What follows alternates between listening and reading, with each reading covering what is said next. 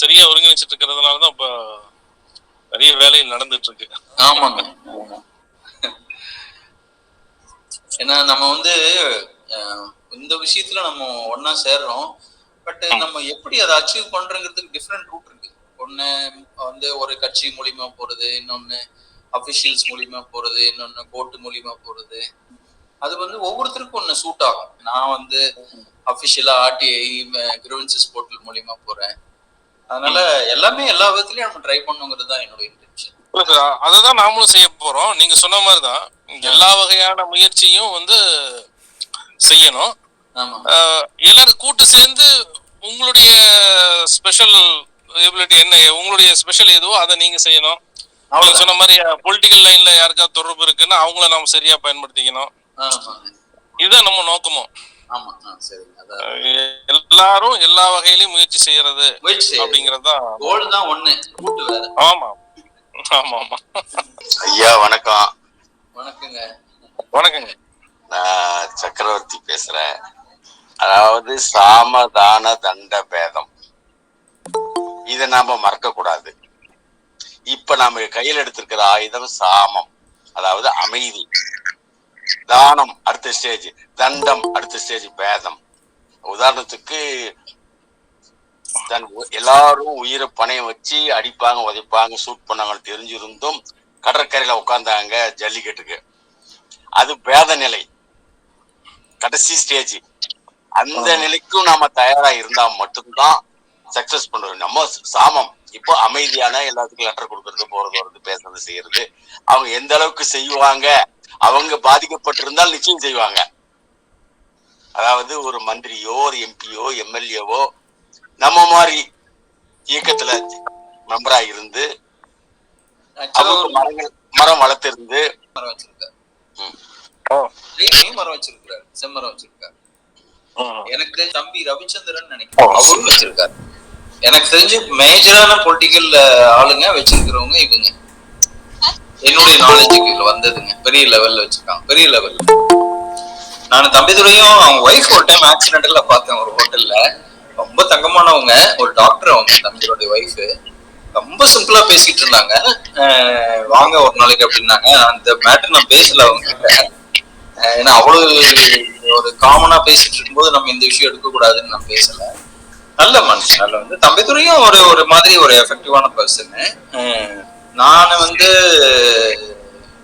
இன்னைக்கு இருக்கிற காலகட்டத்துல, இன்னைக்கு இருக்கிற ஒரு நாலேஜ் பேஸ்டு சொசைட்டில சரியான பாயிண்ட்களை வச்சோம்னா அவங்க சரி பண்ணிடுவாங்க நம்புறேன். லேட் பண்றாங்க நான் ஒத்துக்கிறேன், பட் சரி பண்ணிடுவாங்கன்னு நான் நம்புறேன்.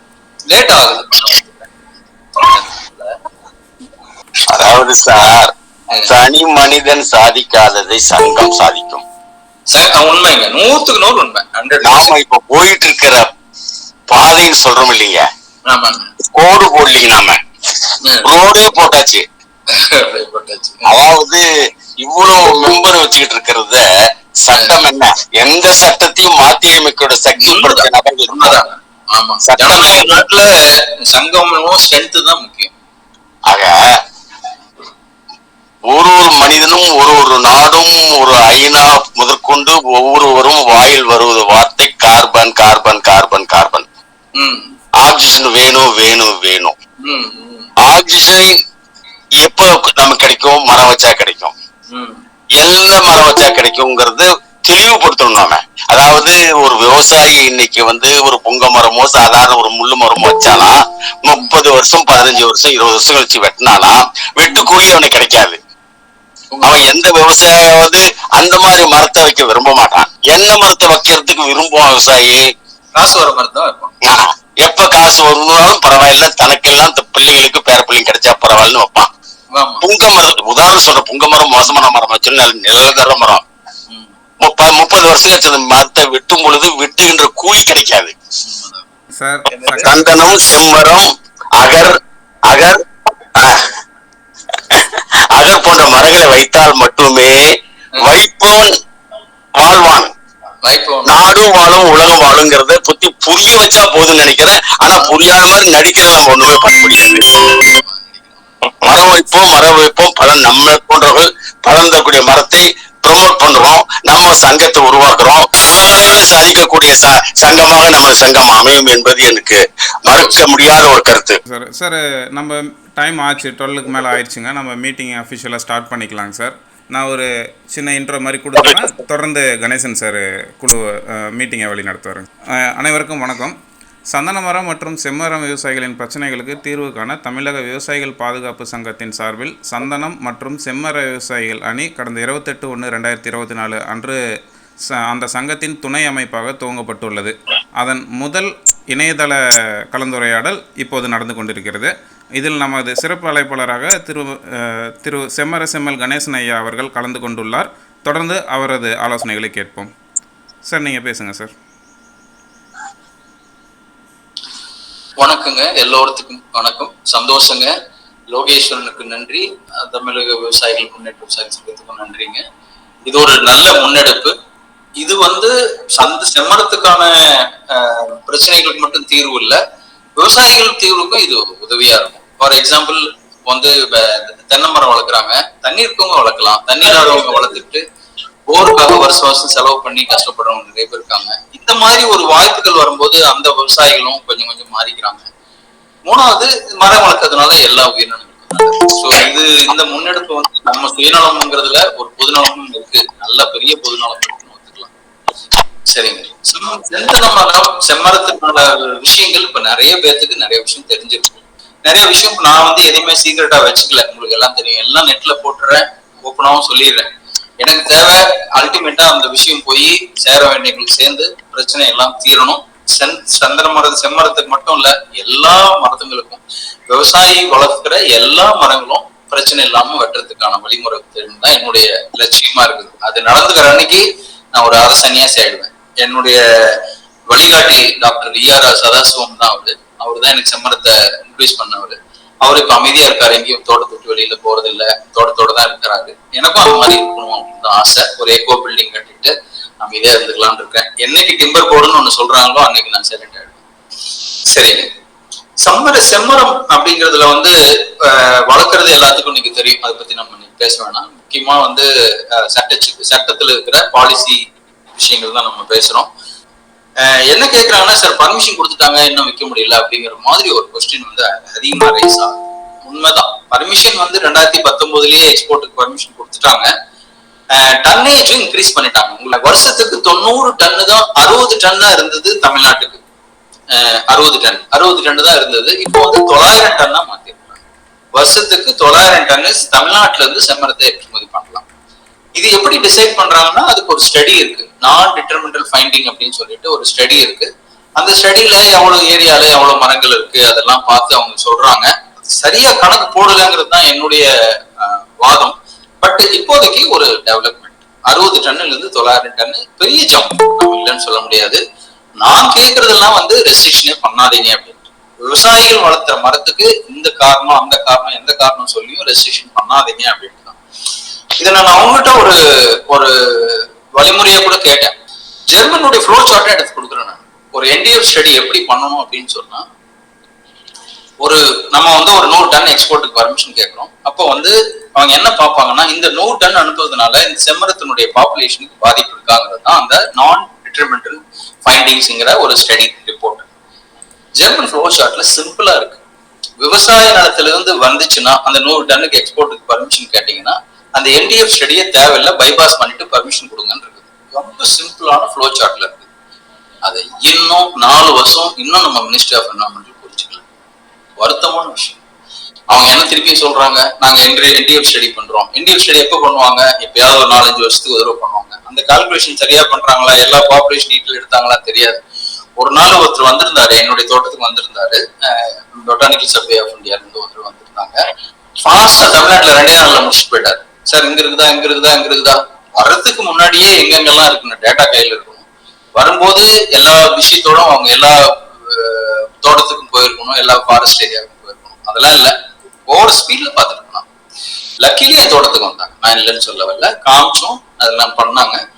ஒரு ப்ரோக்ரஸ் 900 டன் வந்திருக்குது. ஸோ நம்ம ஒரு போராட்டம், இந்த டன்னேஜ் ரெஸ்ட்ரிக்ஷனை ரிமூவ் பண்றதுங்கிறது போராட்டம். 900 டன்ல இருக்குது, அதை இன்னும் நம்ம ரிமூவ் பண்ண முயற்சி பண்ணுவோம். ஆனா இப்போதைக்கு போதுமானது இல்லைன்னு சொல்ல வரல. ஏன்னா வருஷத்துக்கு 900 டன் ஆல்ரெடி எக்ஸ்போர்ட் ஆயிடுச்சானா இல்ல, கோட்டா 10லங்கிற ஸ்டேஜ் இருக்கானா இல்ல.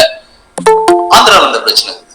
250 டன் தான் ஆந்திராவுக்கு இன்னைக்கு இந்த வருஷத்துல இருந்து 250 டன் அவங்களுக்கு 10ல, அவங்களுக்கு 10லன்னு கேட்க ஆரம்பிச்சிருக்காங்க. லக்கிலி நமக்கு தமிழ்நாட்டுக்கு இருக்கு. சரி, என்னதான் சார் பிரச்சனை? எக்ஸ்போர்ட்டுக்கு பர்மிஷன் கொடுத்துட்டாங்க, குவான்டிட்டி 900 டன் வந்துருச்சு, என்னதான் இப்ப பிரச்சனை அப்படின்னா, என்ன பிரச்சனை? ப்ரொசீஜர் தான் பிரச்சனை. ப்ரொசீஜர்ல 2 இடம் இருக்கு. ஒன்னு தமிழ்நாடு, இன்னொன்னு வந்து சென்ட்ரல் கவர்மெண்ட். சென்ட்ரல் கவர்மெண்ட் எப்ப வராங்கன்னா எக்ஸ்போர்ட்னா தான் பிக்சர்ல வராங்க. லோக்கல்ல வெட்டி லோக்கல்ல விற்கிற வரைக்கும் அவங்க வரதே கிடையாது. எக்ஸ்போர்ட் பண்ணணும்னு அவங்க சொல்லும் போது தான் அவங்க இந்த சர்டிபிகேட் அந்த சர்டிபிகேட் எல்லாம் கேட்கறாங்க. செம்மரத்தை பொறுத்த வரைக்கும் மோஸ்ட்லி எக்ஸ்போர்ட் மார்க்கெட் தான் இருக்கு, லோக்கல் மார்க்கெட்டும் இருக்குங்க. ஒரு விஷயம் என்ன சொன்னோம்னா, இப்போ பாத்தாஞ்சலி மாதிரியோ இல்ல ஆபீஸ்ல வாங்குறாங்க. இன்னும் ஒரு சில ஆயுர்வேதிக் கம்பெனி இவங்க எல்லாம் கூட ரெட் சாண்டஸ் வாங்குறத வந்து நீங்க பாத்தீங்கன்னா ரெட் சாண்டஸ் சோப் வருது, ரெட் சாண்டஸ் பவுடர் வருது, இவங்களெல்லாம் கேட்டு பாருங்க ரெட் சாண்டஸ் எங்க இருந்து வாங்கினீங்கன்னு சொல்லவே மாட்டோம். ஏன்னா அபிஷியலா வாங்கினா அவ்வளவு ப்ரொசீஜர், இவ்வளவு ப்ரொசீஜர் போட்டு அவன் வாங்குறதுக்கு பதிலாக அவன் இல்லீகலா வாங்கிட்டு ப்ராடக்ட்ல யூஸ் பண்ணிட்டு போயிடுறாங்க. ஸோ ப்ரொசீஜர் தான் நமக்கு கஷ்டம். ஏன் இந்த ப்ரொசீஜர் இவ்வளவு கம்பசமா வச்சிருக்காங்க? எப்பவோ பிரிட்டிஷ்காரன் பண்ண ப்ரொசீஜர் ஃபாரஸ்ட் டிபார்ட்மெண்ட் அப்படியே வச்சுக்கிட்டு. இப்போ ஒரு எக்ஸ்போர்ட் பண்ணணும்னா, ரெட் சாண்டஸ் எக்ஸ்போர்ட் பண்ணணும்னா 26 ஸ்டேஜஸ் இருக்கு பர்மிஷன்ல, வெட்டி வச்ச பின்னாடி. அது ஒரு கம்பசம். தமிழ்நாட்டுல தேக்கு மரத்துக்கு வெட்டி விற்கிறதுக்கு என்ன ப்ரொசீஜரோ அதே ப்ரொசீஜர் தாங்க செம்மரத்துக்கு. செம்மரத்துக்கும் தனியா ஒரு ப்ரொசீஜர் இல்லை. இதுல ஒரு சில டிஎஃப்ஓ வந்து சந்திர மரத்து கூட கன்ஃபியூஸ் பண்ணிக்கிற டிஎஃப்ஓஸ் இருக்கிறாங்க. இப்ப நான் ஒரு என்ன டிஎஃப்ஓக்குன்னா அவங்களுக்கு தெரியாதா, இவருக்கு தான் தெரியுமான்னு நீங்க நினைக்க வேண்டாம். ஒரு சில விஷயங்கள் அவங்க கரண்ட்ல இருக்கிற விஷயங்கள் அவங்களுக்கு தெரியும். ஃபாரஸ்ட் கன்சர்வேஷன், ஃபாரஸ்டுக்குள்ள நடக்கிற ஆக்டிவிட்டிஸ்னுடைய நார்ம்ஸ் எல்லாம் டிஎஃப்ஓ நல்லா தெரியும். அதெல்லாம் நான் வர சொல்ல மாட்டேன். நல்லா நிறைய விஷயங்கள் இருக்குது உள்ள. ஒரு அனிமல்ஸ் ஹேண்ட்லிங்ல இருந்து பண்ணி இருக்கு, யானை இருக்கு, புலி இருக்கு, இந்த மாதிரி நிறைய விஷயங்கள் ஃபாரஸ்டுக்குள்ள அவங்க பாதுகாக்க வேண்டி இருக்குது. அதுல அவங்க நல்ல எக்ஸ்பர்ட். பட் இந்த வெளியில ஃபார்மர்ஸ் லைன்ல இருந்து வந்து இந்த மாதிரி ப்ரொசீஜர்ங்கிறதுக்கு அவங்க ஏதாவது ஒரு டிஃபிகல்ட்டி இருந்துச்சுன்னா அதை சிம்பிளிஃபை பண்ணலாங்கிற ஒரு தாட்டு கூட வரமாட்டேங்கிறாங்க. சந்தன மரத்துக்கும் செம்மரத்துக்கும் கன்ஃபியூஸ் ஆகிக்கிறாங்க. என்ன காரணம்னா 10, 15, 20 வருஷமா நமக்கு செம்மரம் வந்து பேண்ட்ல இருக்கு, எக்ஸ்போர்ட் கிடையாது, யாருமே பண்ணல, எந்த அபிஷியலான ரிக்வஸ்ட்டுமே வரல. அந்த ப்ரொசீஜர்லாம் எங்கன்னே தெரியாது யாருக்கும், டிஎஃப்ஓக்கு யாருக்கும் கரண்ட்ல இருக்க டிஎஃப்ஓக்கு டச்சே கிடையாது. இப்போ வந்து ஏதோ ஒரு டிஸ்ட்ரிக்ட்ல 2 டிஸ்ட்ரிக்ட்ல இந்த மாதிரி எக்ஸ்போர்ட்டுக்கு பர்மிஷன் கேட்கறாங்க. அப்போ அவங்க தேடுறாங்க, கையில தேடுறாங்க. அப்போ ஏதோ ஒரு ப்ரொசீஜர். இதுல என்ன வேடிக்கையா இருக்குன்னாங்க, ஒரு 3 வருஷத்துக்கு முன்னாடி பிசிசிஎஃப் ஆபீஸ்ல இருந்து எல்லா டிஎஃப்ஓக்கும் ஒரு சர்க்குலர் போகுது, இந்த மாதிரி ரெட் சாண்டஸ்க்கு வந்து இந்த ப்ரொசீஜர் நீங்க ஃபாலோ பண்ணுங்க. சர்க்குலர் காப்பி எடுத்திருக்காங்க ஜெராக்ஸ், அது ஒழுங்கா படிக்க முடியும். நம்ம யாரை குறை சொல்றது? ஏங்க இன்னைக்கு ஒரு ரெட் சாண்டஸ்க்கு பர்மிஷன் கொடுக்கணும்னா என்னென்ன ரூல்ஸ் ஃபாலோ பண்ணணும் ஒரு கைட்லைன்ஸ் கிரியேட் பண்றதுக்கு 40 நாள் ஆயிடும். 1 மாசம் தான் ஆகட்டுமே, 2 மாசம் தான் ஆகட்டுமே. சிம்பிளா ஒரு கைட்லைன் ப்ரிப்பேர் பண்ணுங்க, எல்லாத்துக்கும் அனுப்புங்க. இன்னைக்கு ஆன்லைன்ல போடுங்க. விவசாயம் தெரிஞ்சுக்கிட்டோம், டிஎஃப்ஓவும் தெரிஞ்சுக்கிட்டோம், ரேஞ்சர் ஆஃபீஸும் தெரிஞ்சுக்கிட்டோம். கன்ஃபியூஷன் வேணாம், யாருக்கும் பயம் வேண்டாம். நாம இந்த NH கேஸ்ல ரெட் சாண்டஸ் வெட்டினாங்க, சாம்பிள் கொடுத்தாங்க. அந்த சாம்பிள் கொண்டு போய் வச்சிருக்கிறதுக்கு ரேஞ்சர் பயப்படுறாரு. சார் என்கிட்ட வேணாம் சார், எனக்கு வேணாம் சார்.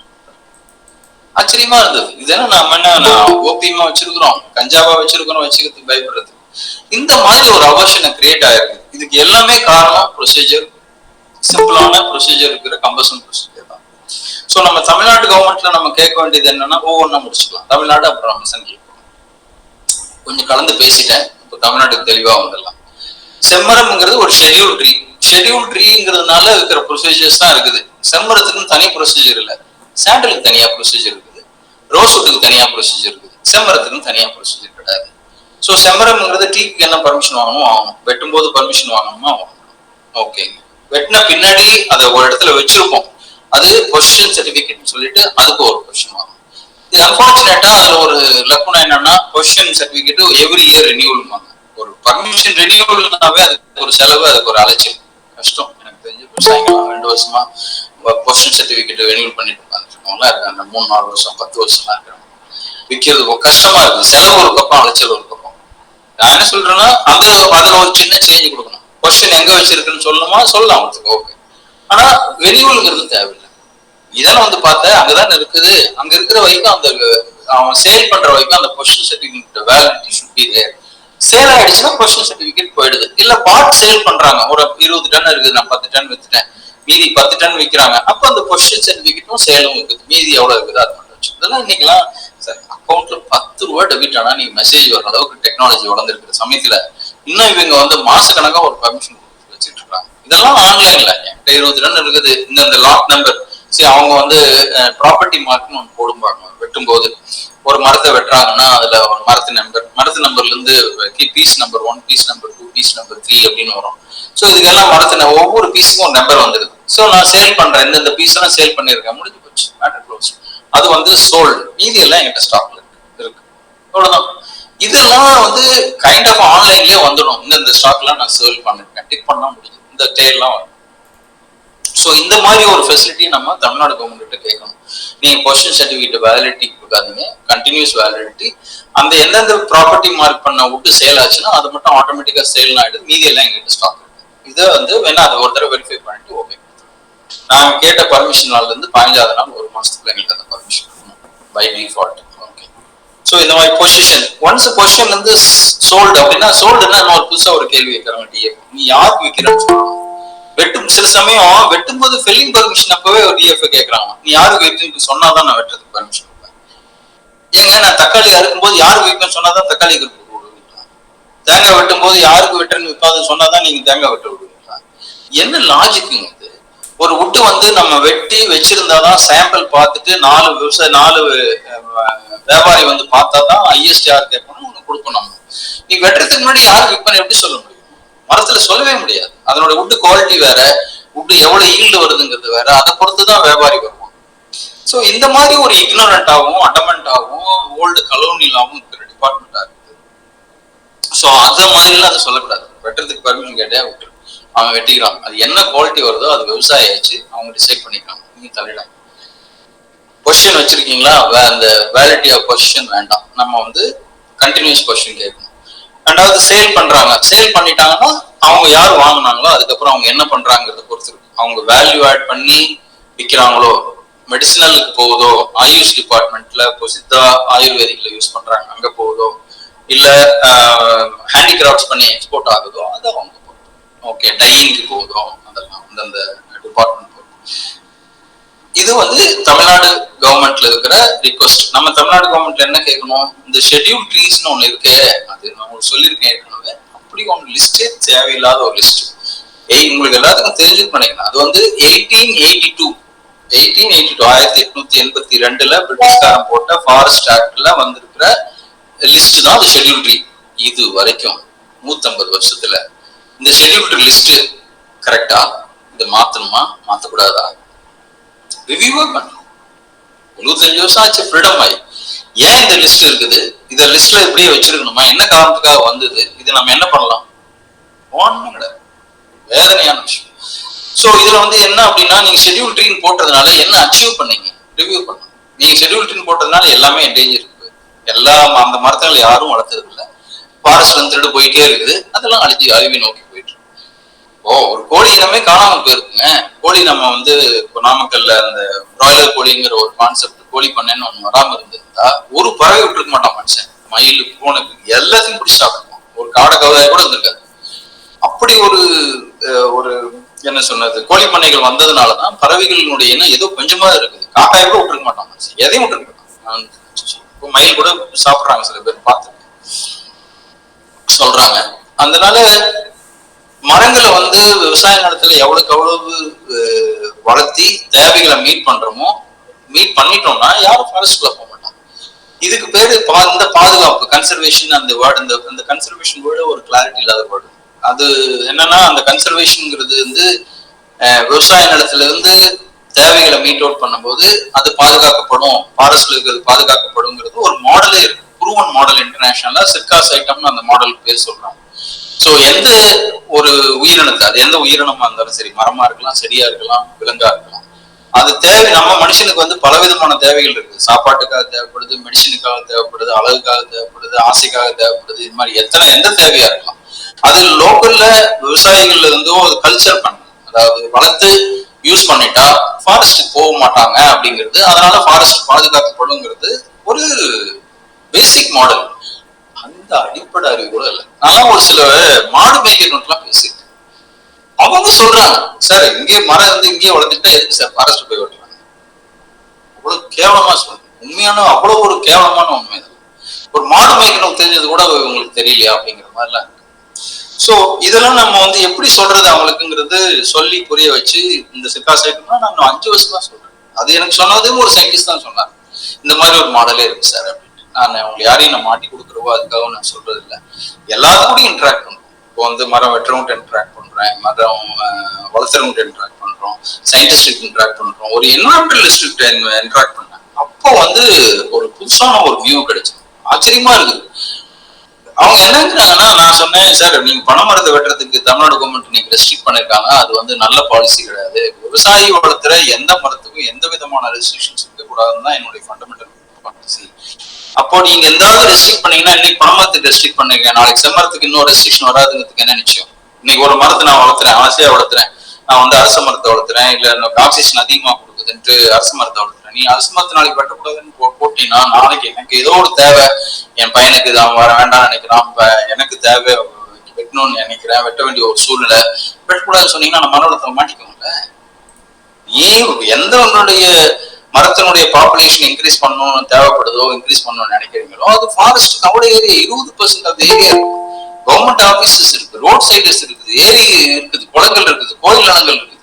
இவ்வளவு வளர்த்து விட்டு ஏன் விவசாய டார்கெட் பண்ற? விவசாயி எப்படி பிழைக்குதுன்னு வழி தெரியாம திக்காடிட்டு இருக்கிறாங்க. இந்த இன்னைக்கு வந்து ட்ரைலேண்ட் கிராப், நம்ம வந்து ஆரியம், கம்பு இதெல்லாம் போயிடுச்சு, ஆல்மோஸ்ட் போயிடுச்சு. இன்னைக்கு வர மழையில வந்து அந்த மாதிரி பயிர்கள்லாம் யோசிக்க முடியாத நிலைமைக்கு தள்ளப்பட்டாங்க. ஏதோ சோளம் அங்கங்க கொஞ்சம் வளைஞ்சிட்டு இருக்குது, முட்டை கலவை கொஞ்சம் வளைஞ்சிட்டு இருக்குது மழையில, மற்றதெல்லாம் ஆல்மோஸ்ட் இல்லை. மழையிலே வரக்கூடிய பயிர்கள் எல்லாம் காணாம போயிட்டு இருக்கு.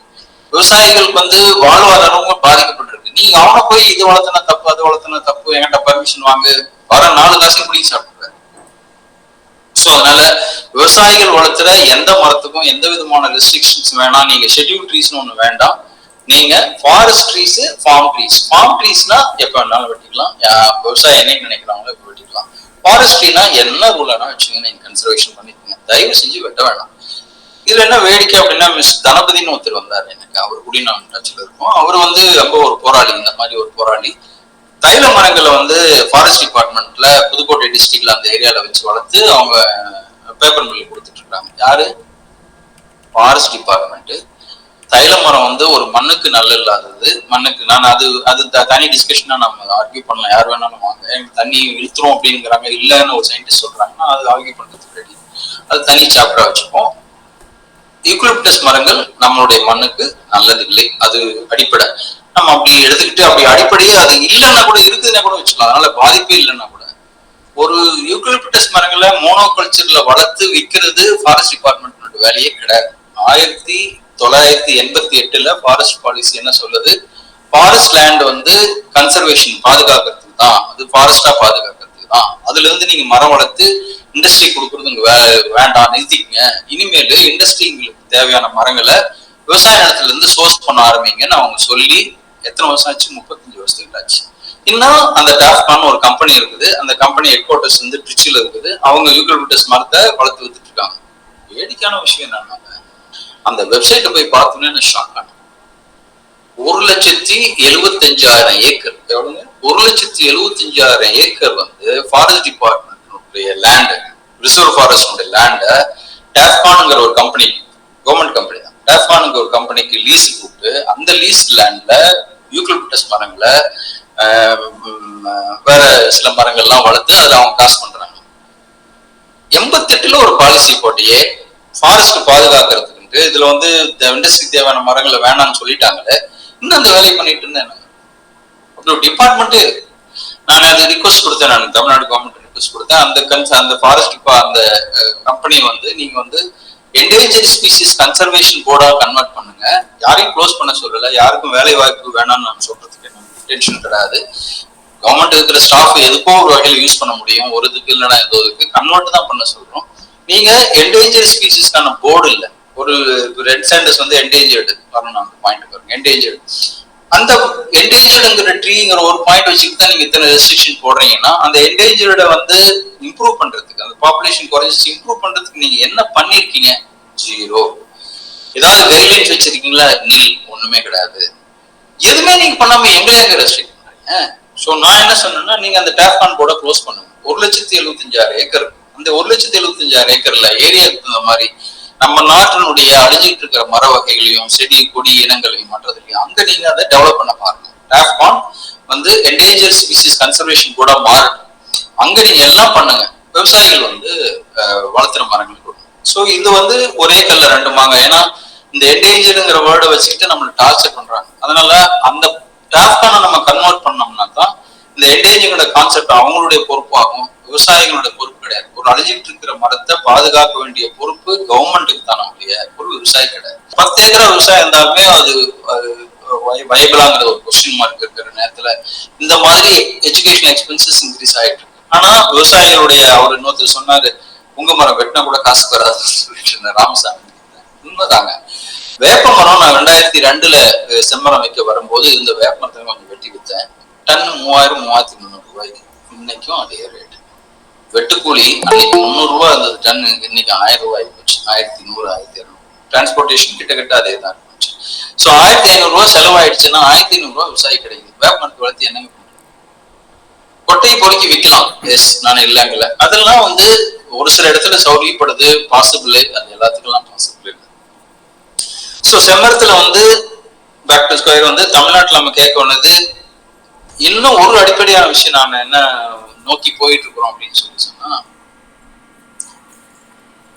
இப்போ ஒரு அவினாஷனுடைய போலீஸ் வந்து பெருந்துறையில போய் இது பண்ண முடியுமா?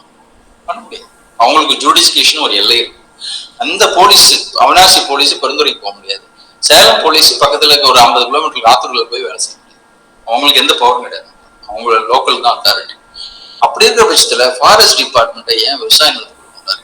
இது ஒரு தாட் எனக்கு வந்து கேட்க ஆரம்பிச்சு. இது வந்து ஏன் அக்ரோ ஃபாரஸ்ட்ரி எல்லா தென்னை மரத்துக்கோ மாமரத்துக்கோ நெல்லிக்காய்க்கோ ஒரு காலத்துல ஏன் நெல்லிக்காய்ங்கிற எக்ஸாம்பிள் ஸ்பெசிஃபிக்கா சொல்றேன் அப்படின்னு சொன்னா, ஒரு காலத்துல நெல்லிக்காய் வந்து நான் ஃபாரஸ்ட் டிம்பர் ப்ரொடியூஸ் அப்படின்னு தான் இருந்துச்சு. அதாவது ஃபாரஸ்ட்ல இருந்து வரக்கூடிய ப்ரொடியூஸா தான் நெல்லிக்காய் வச்சிருந்தாங்க. ரொம்ப நாளைக்கு அப்புறம் தான் அது வந்து நார்மலா அக்ரிகல்ச்சர் ப்ரொடியூஸா மாறி போச்சு. ஃபாரஸ்ட் ப்ரொடியூஸ்னு சொல்ற வரைக்கும் அது டிமாண்ட்ல தான் இருந்தது, பத்தாமதா இருந்தது. யாரோ 4 வியாபாரிங்க போய் ஃபாரஸ்ட்ல குத்தகை எடுத்து அவங்க கொள்ளடிச்சிட்டு இருந்தாங்க வெளியே. அது ஒரு நார்மல் விவசாயத்துக்கு வரல.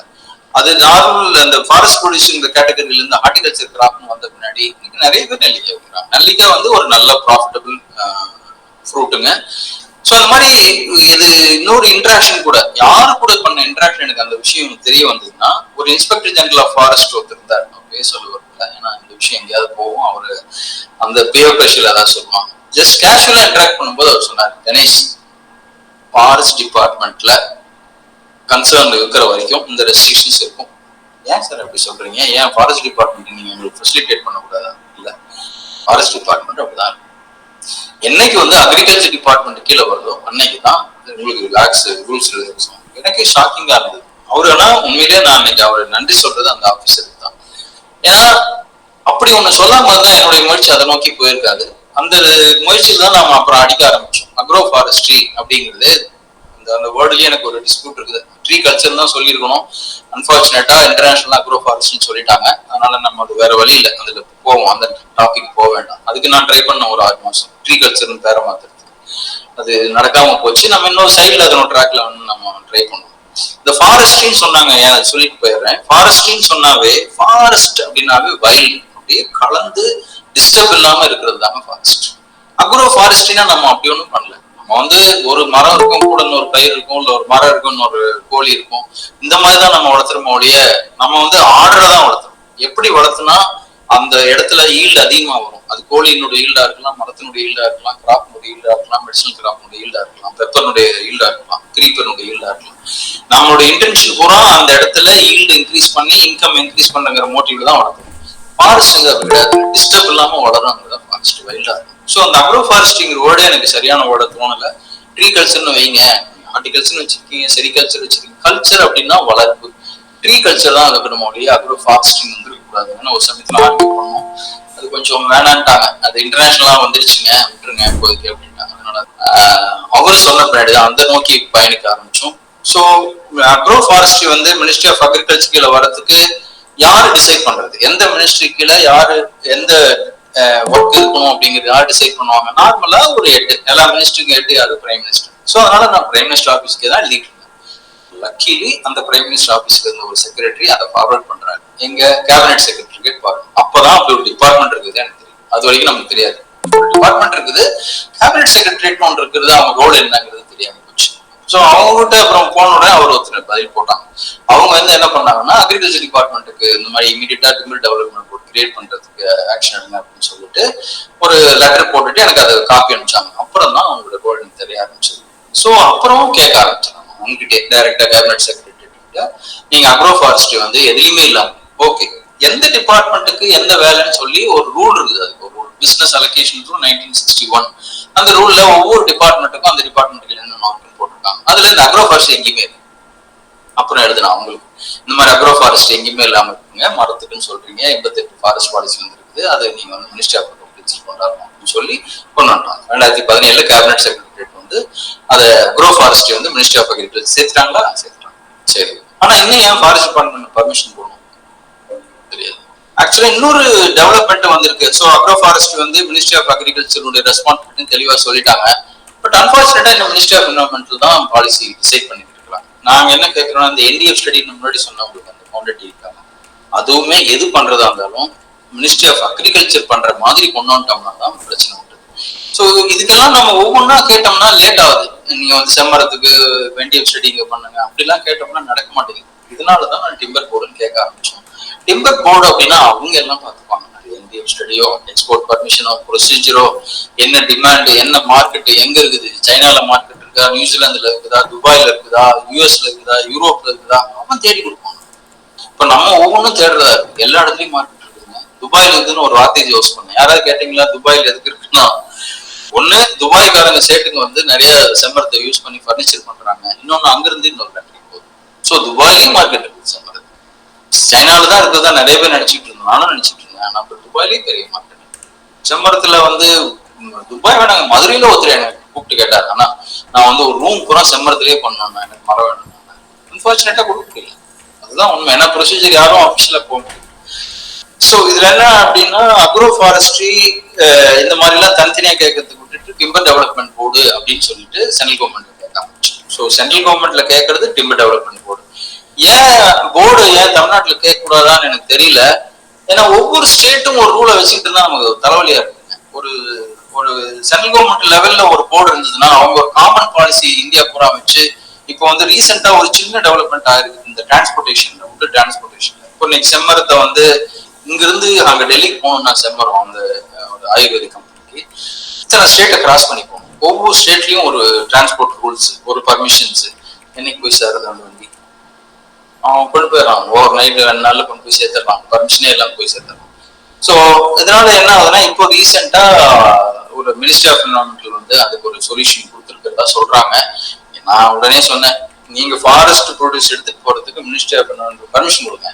அக்ரிகல்ச்சர் ப்ரொடியூசர் வந்து ஃபார்ம் உட் வென்சேட்டஸ் கொண்டு போறதுக்கு நீங்க அக்ரிகல்ச்சர் டிபார்ட்மெண்ட்ல அந்த ப்ரொசீஜர் எல்லாம் கொண்டாங்க. தயவு செஞ்சு எங்களுக்கு ஃபாரஸ்ட் டிபார்ட்மெண்ட்ல இருந்து லிங்க் டீலிங் பண்ணணும்னு தான் கேட்கிறோம். ஏன்னா நான் நல்லா தெரியுதுங்க, அவங்களுக்கு பாதி பேருக்கு தெரியவே மாட்டேங்குது, ரேஞ்சருக்கும் தெரிய மாட்டேங்குது, டிஎஃப்ஓ லெவல்லே தராது.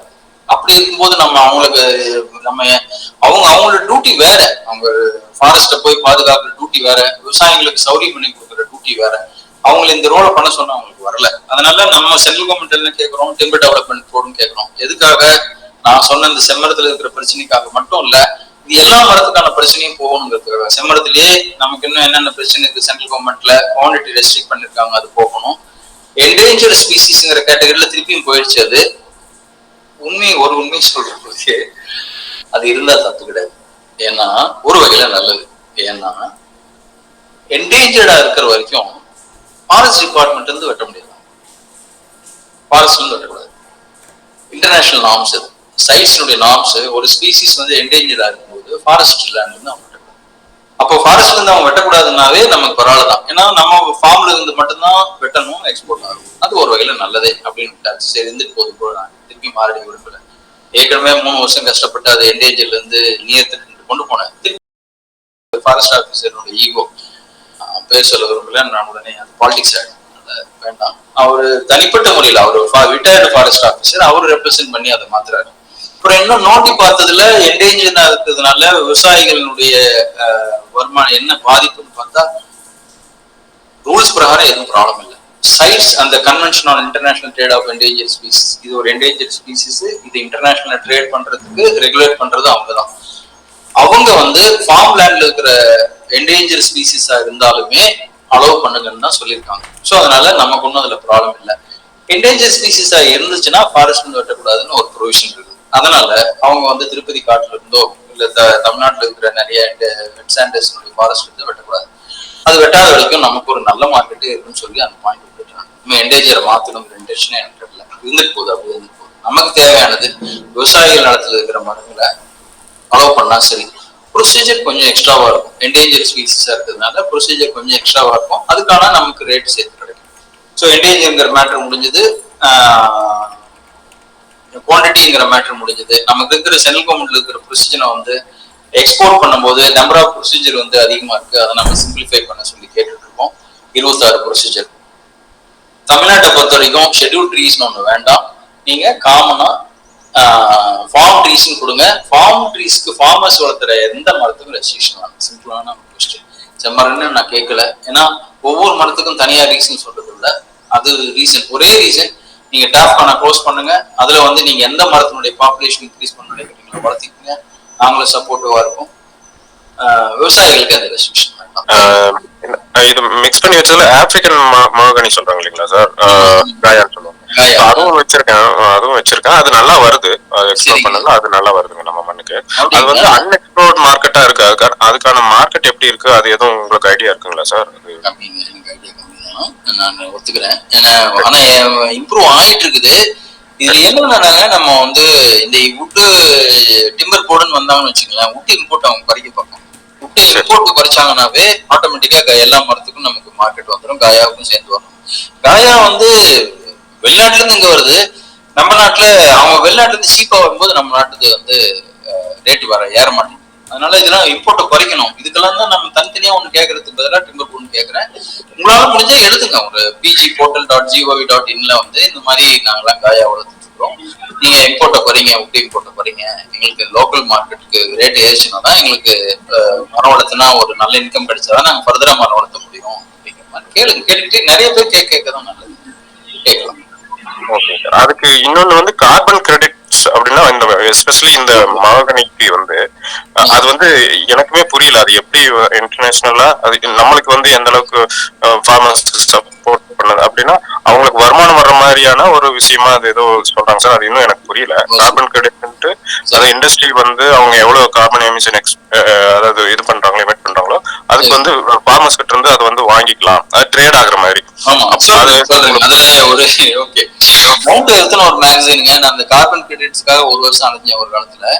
அப்புறம் வந்து பார்க்கும்போது கார்பன் கிரெடிட்ஸ் என்னன்னு சொல்லிட்டு நான் அந்த பாயிண்ட் போயிடுறேன். கார்பன் கிரெடிட்னா என்னன்னாங்க, மரம் வந்து கார்பன் டை ஆக்சைடை எடுத்துக்கிட்டு ஆக்சிஜனை கொடுத்துருது. அந்த கார்பன் என்னாச்சு, CO2ல CO2 வெளியில வந்துருச்சு. சி எங்க இருக்குது, மரமா இருக்குது.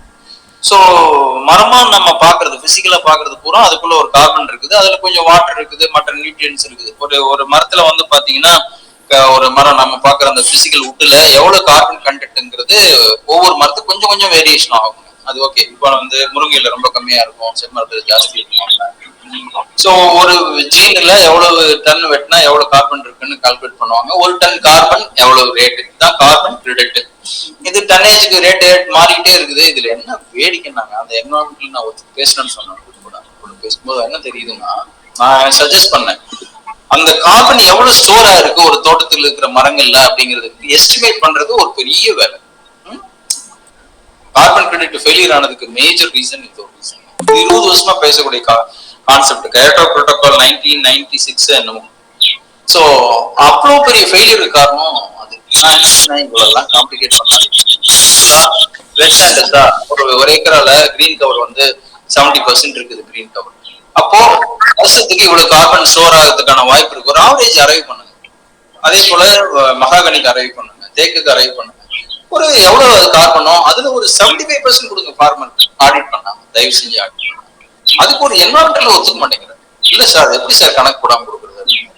நான் கேட்டேன் அவர்கிட்ட, ரேஷன் கொடுக்குறீங்க, 2 லட்சம் ரூபாய் சம்பளம் வாங்குறவங்க ரேஷன் கொடுக்குறீங்க, ஏதாவது லாஜிக் இருக்குதா? அதுக்கெல்லாம் இல்லாத லாஜிக், இதுக்கு மட்டும் என்னங்க லாஜிக் பண்ணிக்கிட்டு. அப்ப நான் இன்னொன்னு கேட்டேன், நானு ஏக்கராவுக்கு ஒரு 10,000 நீங்க அதுல தவறு இருக்குது, கரெக்ஷன் இருக்குதுன்னா நீங்க பின்னாடி கால்குலேஷன் பண்ணி சயின்டிபிக்கா ப்ரூவ் பண்ணும்போது மாத்திக்கங்க. நீங்க ஸ்டார்ட் பண்ணுங்க 10,000 ரூபாய் ஒரு ஏக்கராக்கு. நான் கேட்கறது ரொம்ப ரொம்ப ரொம்ப கம்மி. நீங்க வந்து ஒரு ஏக்கரால மரம் வளர்த்ததுனால இத்தனை லட்சம் பெனிஃபிட், இத்தனை லட்சம் பேசுறீங்க இல்லையா? நான் கேட்கறது அதுல 10,000 தான் கேட்கறேன் ஸ்டார்டிங்காக. அது செய்யறது உங்களுக்கு என்ன அப்படின்னு. இது நம்ம வந்து என்ன கேட்கலாம்னா, இதுதான் எனக்கு பெட்டர்னு தோணுது. ஒவ்வொரு மரத்து வேணா ஒர்ஸ்ட் கேஸ் வந்து நீங்க ஒவ்வொரு மரத்துக்கும் கார்பன் எவ்வளவு ஸ்டோர் ஆகுது ஒரு வருஷத்துக்கு அப்ராக்சிமேட் பண்ணி ஒரு ஆவரேஜ் பண்ணி மினிமமா கொடுங்க. ஆனா கொடுங்க. அது 5,000 இருக்கட்டும், 10,000 இருக்கட்டும், 15,000 இருக்கட்டும். ஒரு 10 ஏக்கரா வச்சுக்கிற விவசாயிக்கு மாசம் வருஷம் 10,000 1 லட்சம் ரூபாய் கொடுத்துட போறீங்க. ஓகே, இன்னொரு நியூஸ் சொல்ல விரும்புறேன். மினிஸ்ட்ரி ஆஃப் ஃபாரஸ்ட் வந்து இந்த carbon credit rules, carbon credit சொல்லல, அவங்க இன்னொரு பாயிண்ட் சொன்னாங்க, கிரீன் கிரெடிட்ஸ் சொன்னாங்க. நான் உடனே எழுதினேன். நான் நீங்க ஃபாரஸ்ட் டிபார்ட்மெண்ட் எங்களுக்கு வேணாம், எங்களுக்கு மினிஸ்ட்ரி ஆஃப் அக்ரிகல்ச்சர் வேணும் அப்படின்னு சொல்லி அதுக்கும் எழுதினேன். அப்ப லக்கிலி வந்துருக்கு வாலண்டரி கார்பன் மார்க்கெட் அப்படின்னு சொல்லிட்டு VCM அப்படின்னு ஒண்ணு கொண்டு வந்திருக்காங்க மினிஸ்ட்ரி ஆஃப் அக்ரிகல்ச்சர்ல இருந்து. இன்னும் அந்த ரூல்ஸ் நடைமுறைக்கு இன்னும் வர்றது கொஞ்சம் லேட் ஆகுதுங்க, வாய்ப்பு இருக்குது. ஆனா அந்த அந்த எது சொல்லணும், பேரியர் தாண்டிட்டோம்னு சொல்லுவேன். அந்த அடைச்சு வச்சிருந்தது தாண்டிட்டோம், ஓபன் பண்ணிட்டாங்க. கார்பனுக்குன்னு ஒண்ணு கொடுக்குறோங்கிற ஒரு மனநிலைக்கு வந்துட்டாங்க. அது எவ்வளவு கொடுக்குறாங்க என்னங்கிறதுலாம் வேற, பட் வந்துட்டாங்க, வந்துடும் நினைக்கிறேன். அது இருந்தா பெட்டரா இருக்கும் சார். ஏன்னா வந்து தோட்டத்தை மெயின்டைன் பண்றதுக்கு ஆகும் இல்லைங்களா? 10,000 கொடுக்கட்டும். ஃபர்ஸ்ட் எனக்கு என்னன்னா, ஒரு நல்ல காரியம் செய்யறோம், அதுக்கு நீ மதிக்கிற அப்படிங்கறதாவது நமக்கு வரட்டுமே. ஒரு மரம் வளர்த்தவனை பார்த்தா தவறான இவன் என்ன பழக்க தெரியாதுங்கிற மாதிரி எல்லாம் பாக்குறேன் இல்லைங்க. பார்த்தாங்க, கொஞ்சம் மாறி இருக்கு சார். அடுத்து மஞ்சுநாதன் சார். சார் வணக்கம் சார். வணக்கங்க. வணக்கங்க சார், என் பேர் மஞ்சுநாத் அப்படின்னு சொல்லிட்டு தேங்கனிக்கோட்டை கிருஷ்ணகிரி மாவட்டத்துல இருந்து பேசுறேன் சார். சரிங்க. சார், நம்ம சந்தன மரம் வளர்த்துட்டு வந்துட்டு இருக்கோம். இப்போ 4th இயர்ல நீங்க ஆயிட்டு சார். சந்தன மரங்களா? ஆமா சார், சந்தன மரம் வளர்த்து. சரிங்க. சாப்ளிங்ஸ்லாம் நல்லா இருக்கு சார். அட்வைஸ் பண்ணும்போது ரெவன்யூ டிபார்ட்மெண்ட் விஓ கிட்ட அப்ரோச் பண்ணாங்க. ஸோ அவரு வந்து இதுல என்ன நம்ம வந்து எந்த இவர்கிட்ட யாரு நம்ம ஃபாரஸ்ட் டிபார்ட்மெண்ட்ல இருந்து நீங்க NOC வாங்கிட்டு வாங்க, அப்பதான் வந்து நான் அடங்கல கொடுக்க முடியும் விஓ சொன்னாங்க. விஓக்கு என்ன தெரியுமா? சரி, அவருக்கு ஒன்றும் தெரியல அப்படிங்கிறதுனால மறுபடியும் நான் என்ன பண்ணேன்னா மொத்தமாவே நான் அவருக்கு கொடுத்தேன் சார். அது நம்ம அது ரெஸ்ட்ரிக்ஷன்ஸ் கிடையாது, பிரைவேட் லேண்ட்ஸ்லயும் வந்து சாண்டில் வந்து க்ரோ பண்ணிக்கலாம் அப்படிங்கிற ஆர்டர் காப்பியும் அவர் கையில ஒரு காப்பி கொடுத்துருக்கேன் சார். சரி, அவர் ஆர்டர் காப்பி படிச்சு பார்த்துட்டு கூட அவர் வந்து இது வந்து தமிழ்நாட்டுக்கு கிருஷ்ணகிரி மாவட்டத்துக்கு கிடையாது இதுன்றார் சார். அவரு கிருஷ்ணகிரி மாவட்டத்துக்கு கிடையாது, கிருஷ்ணகிரி மாவட்டத்துக்கு இதுக்கு அப்ளிகபிள் கிடையாது, தமிழ்நாட்டுக்குன்றாரு. அங்க எங்கேயும் அந்த மாதிரி எதுவும் அது நான் வந்து எங்கேயுமே குறிப்பிடல சார். பட் நீங்க தண்டகாரங்கிற மாதிரி நீங்க விஓவுக்கு அதுக்கு அந்த மாதிரி இருக்கு. எனக்கு ரொம்ப இது ஒரு என்னடா இப்படி இருக்காங்க அப்படின்ட்டு. சரி, அவர்கிட்ட நான் ஆர்கியூ பண்ணும்போது கூட அவர் அப்ப நீ சட்டம் அளவுச்சா நீ வந்து கஞ்சா செடி வச்சிருவான்னு கேட்டேன் சார். இதுக்கெல்லாம் கூட நம்ம என்ன கேட்கலாம்னாங்க, நம்ம வந்து ஒரு விஓவுக்கு ஒரு circular chief minister office cell அதுதான் சார் கேட்க வரேன். அதுதான் நான் கேட்க வரேன். இப்ப நம்ம குரூப் மூலியமாவே எல்லாருக்கும் ஒரு சர்க்குலர் போற மாதிரி இருந்துச்சுன்னா இந்த பப்ளிக் கிட்ட இருக்க அந்த பியரும் த்ரெட்டு குறைஞ்சிச்சுன்னா ஆட்டோமேட்டிக்கா எல்லாரும் வழக்கவும் வருவாங்க. அப்புறம் நமக்கும் ஈஸியா ஒரு நீங்க சொன்ன மாதிரி ஒரு கம்யூனிட்டியோட ரெஸ்பெக்ட் ஆகணும், அப்புறம் நம்மளுக்கும் இன்ட்ரெஸ்டா வளர்க்க தோணும் சார். இப்போ ஏதோ ஒரு இனிஷியலா தெரிஞ்சுக்கிட்டு இதுல இறங்குறவங்க சோ அந்த ப்ரொசீஜர்ஸ் நீங்க சொன்ன மாதிரி நீங்க ப்ரொசீஜர்ஸ் ஓரளவுக்கு நம்ம இது எஜுகேஷன் இருக்கு, அதனால இல்ல கம்யூனிட்டி சோசியல் டிஜிட்டலா இருக்கிறதுனால பரவாயில்ல சார். ஒரு சாதாரண கடைக்கோடி விவசாயி வளர்க்கணும்னா கண்டிப்பா இது வளர்க்கறது ரொம்ப கஷ்டம் இல்லையா? இதுல எனக்கு தெரிஞ்ச நான் சொல்லிடுறேங்க, இந்த நீங்க சொன்ன இந்த மேட்டர்ல விஓனுடைய ரோல் வந்து இந்த சட்டத்தை பேசுறதுக்கோ அந்த சட்டத்தை பேசுறதுக்கோ ரோல் கிடையாது. என்னுடைய நாலேஜ் அவரு வந்து ஒரு SF நம்பர்ல என்ன பயிர் இருக்குதுன்னு அவர் என்ட்ரி பண்ணணும். அவர் is an entering authority, entering person தான்.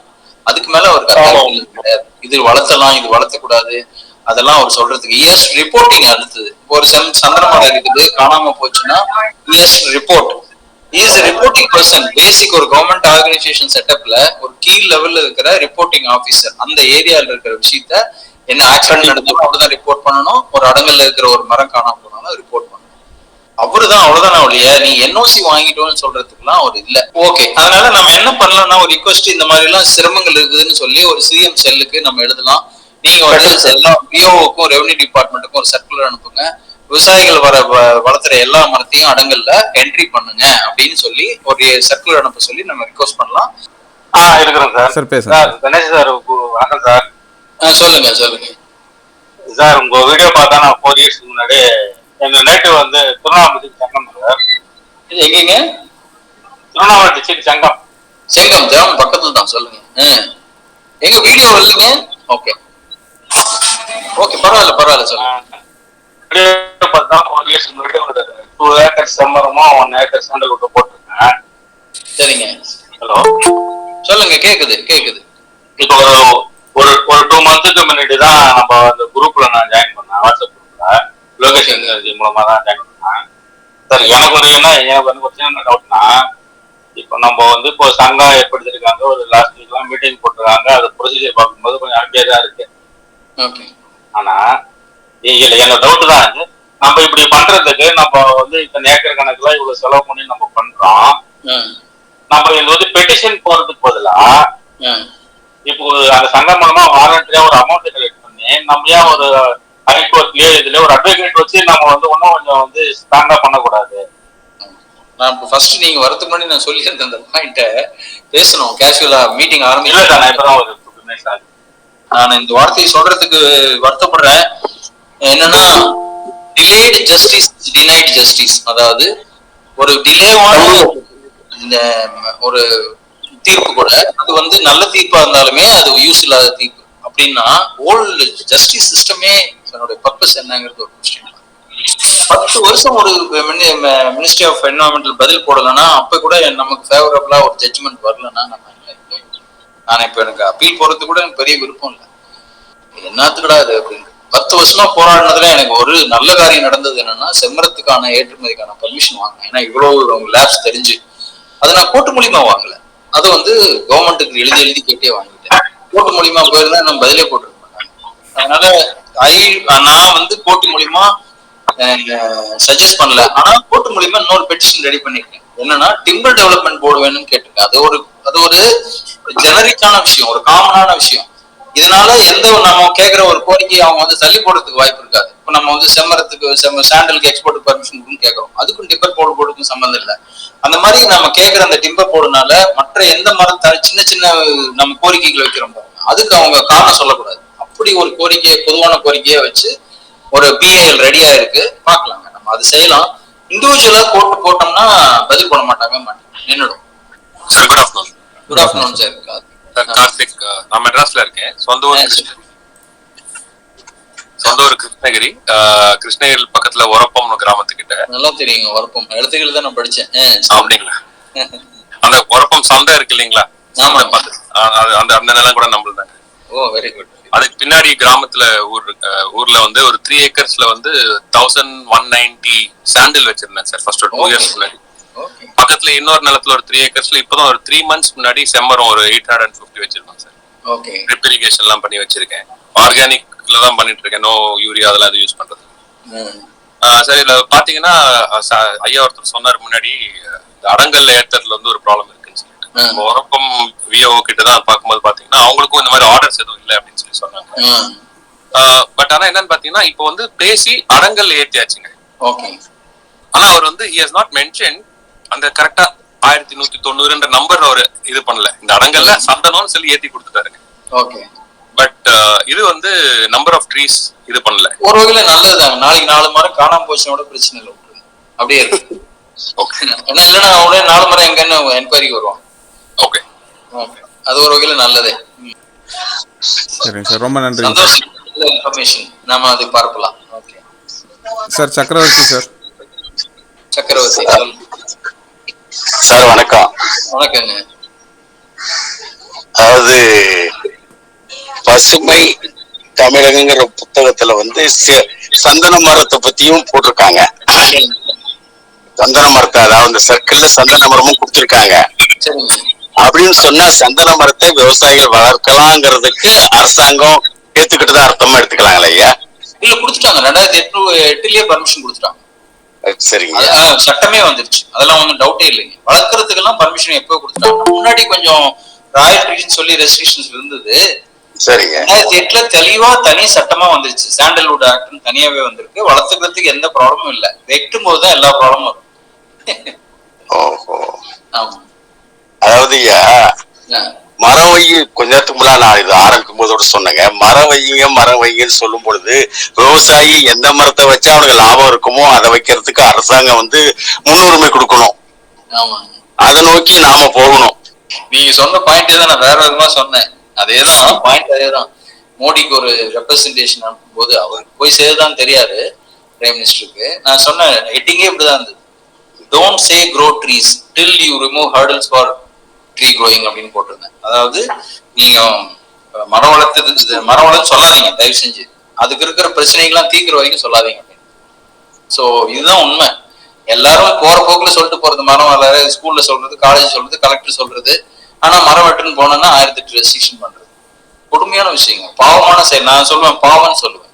ஏன்னா நீ ஈட்டி மரத்து சாப்ளிங் கொடுக்குற, வெட்டக்கூடாதுன்னு சொல்ற, இது பாவம் இல்லையா? விவசாயி என்ன அவனு தர்மத்துக்கா பிறந்திருக்கான்? பாவமா இருக்குங்க விவசாயி. நீங்க இருக்கிறதுலயே பாவப்பட்டவனா விவசாயி.